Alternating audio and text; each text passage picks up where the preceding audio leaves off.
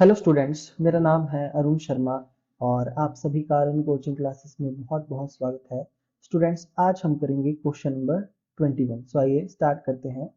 The total of one page of the cell book was carried forward to the next page as a 2785 instead of 2587। ठीक है, तो देखिए हमको carry forward करना था 2587, पर हमने कैरी फॉरवर्ड कितना कर दिया 2785, जो कि रॉन्ग है, यानी कि हमने सेल को बढ़ा दिया है। ठीक है, तो इसको रेक्टिफाई करने के लिए अब हम क्या करेंगे, सेल को डाउन करेंगे, है ना। हम यहाँ लिखेंगे सेल्स अकाउंट डेबिट। सेल को कम करने के लिए, डाउन करने के लिए सेल को डेबिट करेंगे और टू लिखेंगे सस्पेंस अकाउंट, क्योंकि क्रेडिट करने के लिए हमारे पास यहाँ कोई दूसरा अकाउंट नहीं है और इनका डिफरेंस 190 है ना, किसका 2785 और 2587 का। तो यहाँ लिख देंगे बीइंग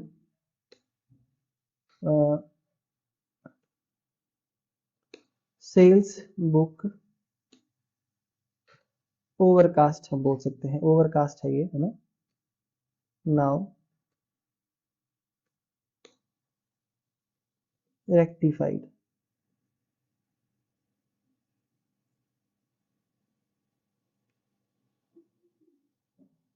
उसके बाद नेक्स्ट एंट्री है, एक चेक है 400 रुपीज का, हमने मोहन से रिसीव किया है और वो डिसऑनर हो चुका है ना। तो चेक रिसीव करने की एंट्री सबको पता है क्या होती है, कि बैंक अकाउंट को डेबिट करते हैं और मोहन को क्रेडिट करेंगे क्योंकि उससे रिसीव किया है। और जो हमारी डिसऑनर की एंट्री होती है वो होती है मोहन डेबिट टू बैंक। तो यहाँ पे बोला गया है कि चेक डिसऑनर हो गया है ना, और हमने पोस्टिंग कर दी है डेबिट साइड में अलाउंस अकाउंट में, मतलब हमने अलाउंस अकाउंट को डेबिट कर दिया है, जबकि अलाउंस अकाउंट को डेबिट नहीं करना था, हमने मोहन को डेबिट करना था, है ना। तो जिसको डेबिट करना था उसको डेबिट हम कर देंगे, यहाँ पे मोहन को डेबिट करेंगे, है ना। और जिसको गलत हमने डेबिट किया है अलाउंस अकाउंट को, उसको क्या करेंगे, क्रेडिट करेंगे।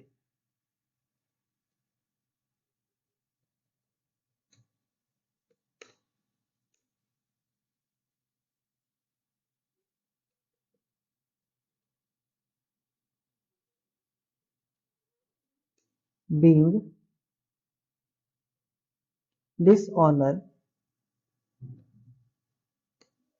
of Mohan's check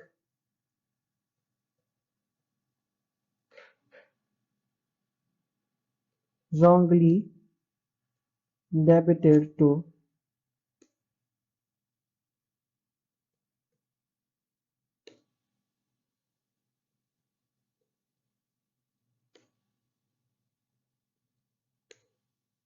allowance account,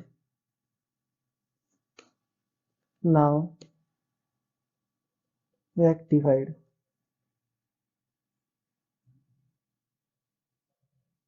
तो इस तरीके से हमने ये एंट्री पास करनी थी।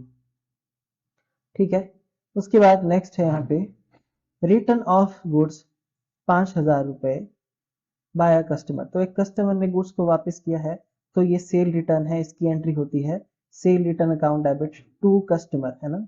इसको परचेज रिटर्न गलती से हमने बना दिया है, परचेज रिटर्न में एंटर कर दिया है। परचेज रिटर्न का बैलेंस क्रेडिट होता है ना, और सेल रिटर्न का डेबिट होता है। तो ये सेल रिटर्न की एंट्री है। देखिए गलती से हमने परचेज रिटर्न अकाउंट में लिख दिया है, परचेज रिटर्न को कम करने के लिए परचेज रिटर्न अकाउंट को हम क्या करेंगे, डेबिट कर देंगे। ठीक है, उसके बाद हम सेल्स रिटर्न अकाउंट को करेंगे क्रेडिट, है ना। सेल्स रिटर्न अकाउंट को सॉरी डेबिट करेंगे, क्योंकि सेल रिटर्न को डेबिट ही करना था। और टू करेंगे यहाँ पे customer account.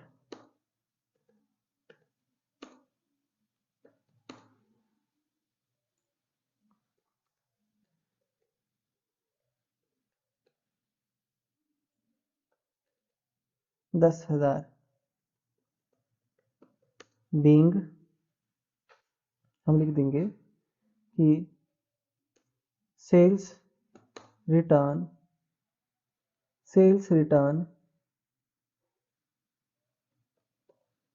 wrongly recorded as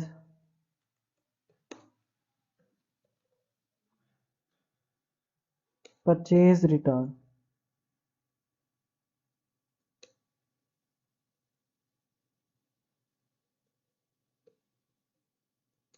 now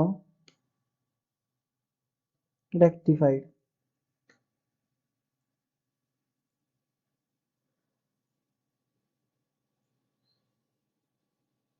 next यहाँ पे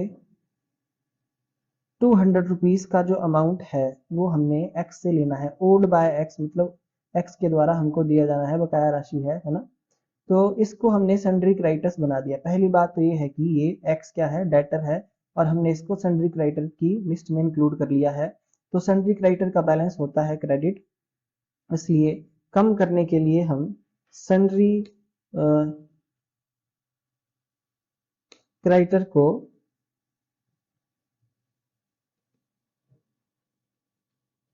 सन्ड्री क्रेडिटर्स को क्या करेंगे, डेबिट करेंगे, और sundry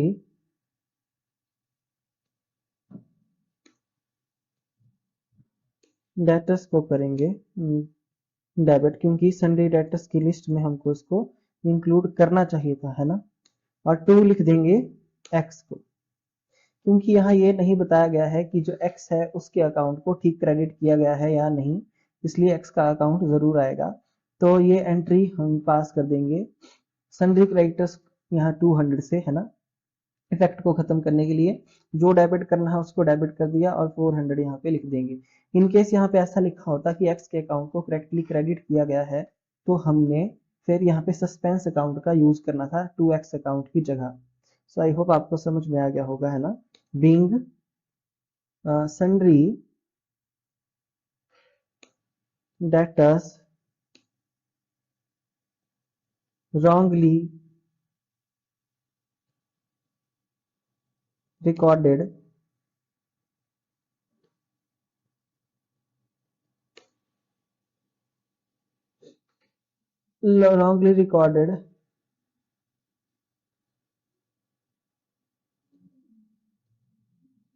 in sundry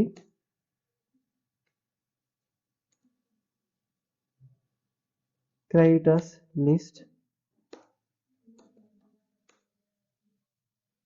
now rectified।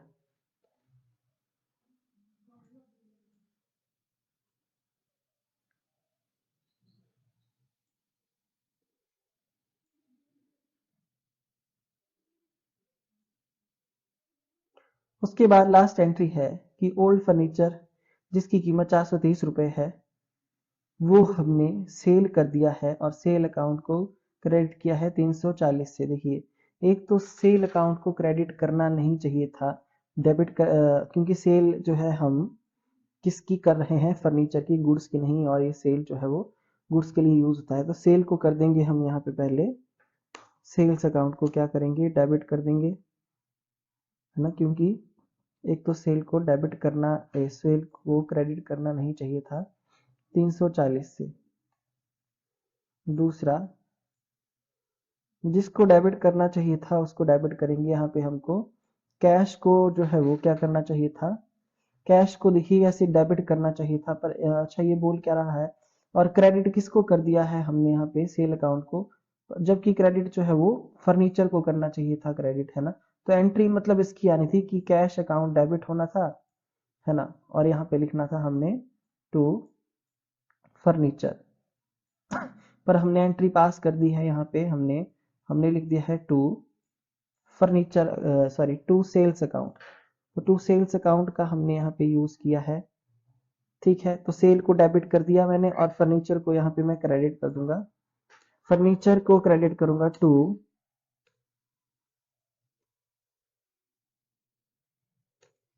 Furniture account. तो फर्नीचर में मुझे 430 रुपए यहाँ पे लिखने चाहिए थे, ठीक है।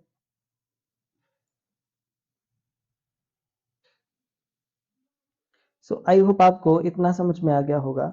और यहाँ पे जो डिफरेंस अमाउंट है हम उसको यहाँ पे लिख देंगे 90 रुपीज को। सो ध्यान से आप समझ लीजिए कि फर्नीचर को क्रेडिट करना था, गलती से सेल को क्रेडिट कर दिया, तो सेल को यहाँ पे डेबिट कर देंगे, फर्नीचर को क्रेडिट कर देंगे, है ना। क्योंकि फर्नीचर का अमाउंट ज़्यादा था तो 90 रुपये यहाँ पे डेबिट में आ जाएगा। ओके,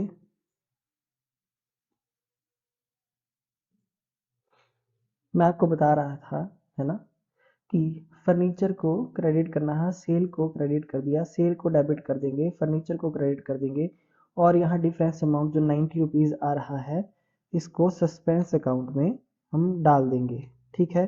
स्टूडेंट्स, ये यहाँ पे दो अकाउंट में गलती थी, साथ में अमाउंट की गलती भी थी। तो मैंने आपको सिखाया था जहाँ पे दो अकाउंट के बीच में, दो अकाउंट में तो गलती है, साथ में अमाउंट में भी गलती है, तो जो डिफरेंस अमाउंट होगा उसको सस्पेंस अकाउंट में लिख देंगे, ठीक है।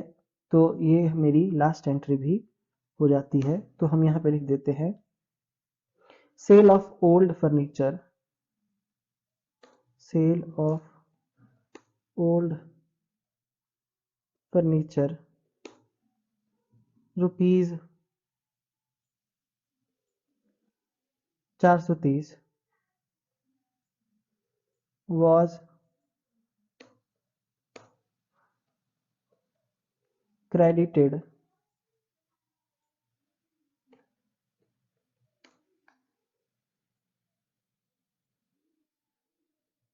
to the sales account as 340, now rectified।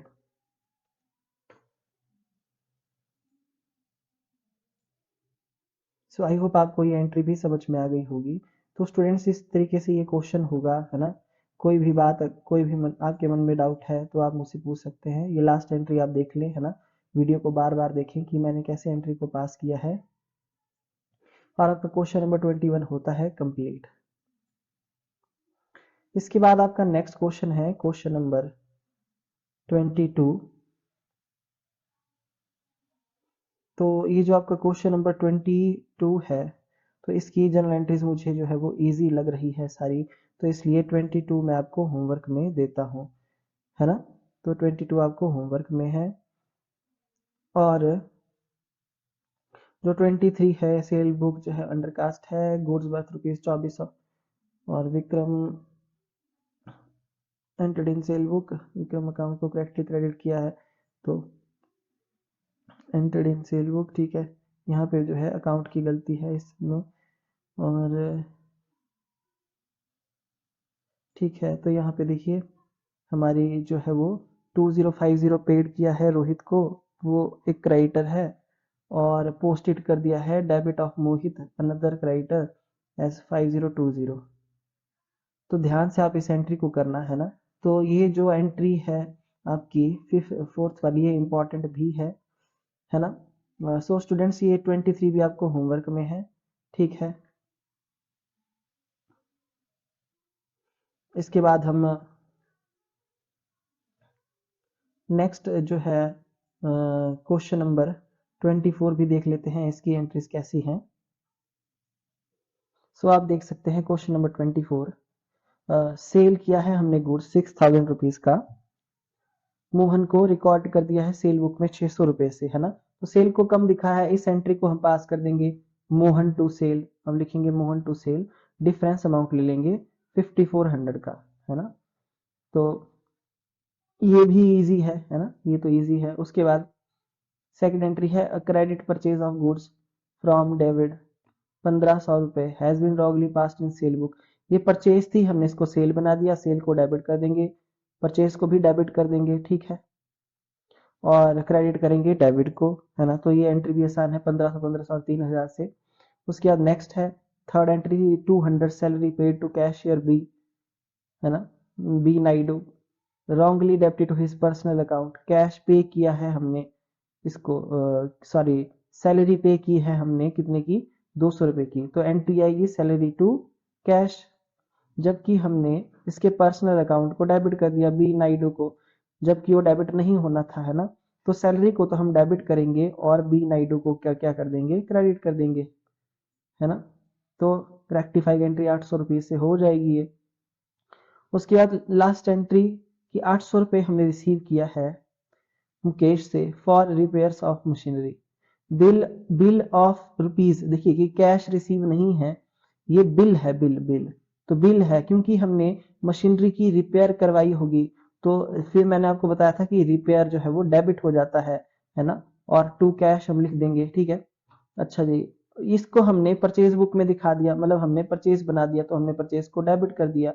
तो इसकी जो रेक्टिफाइंग एंट्री होगी वो होगी repair account debit to purchase account, ठीक है। 800 रुपये, ये जो एंट्री आपकी पास होगी कितने से परचेज बुक में दिखाया है, 700 रुपये से। सो स्टूडेंट्स ध्यान से देखिए, एंट्री जो है वो आपकी 700 रुपये से पास होगी क्योंकि परचेज बुक में हमने गलत रिकॉर्ड किया है 700 रुपये। ये सिर्फ हमको बिल रिसीव हुआ था, ठीक है।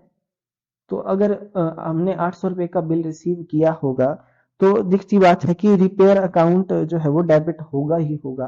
पर गलती से हमने परचेज में एंट्री कर दी जो कि हमारी, हमने इसको गुड्स बना दिया जबकि ऐसा कुछ नहीं था, है ना। तो परचेज को क्रेडिट करेंगे किससे, 700 रुपये से। 700 रुपये से परचेज को बढ़ाया गया है ना।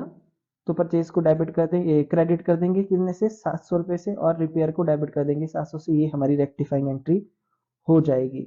तो ये था आपका क्वेश्चन नंबर कौन सा, 24, 23, है ना, 22। ये आपको तीनों होमवर्क में है क्योंकि इजी है स्टूडेंट्स। 21 मैंने आपको खुद करवाया अभी।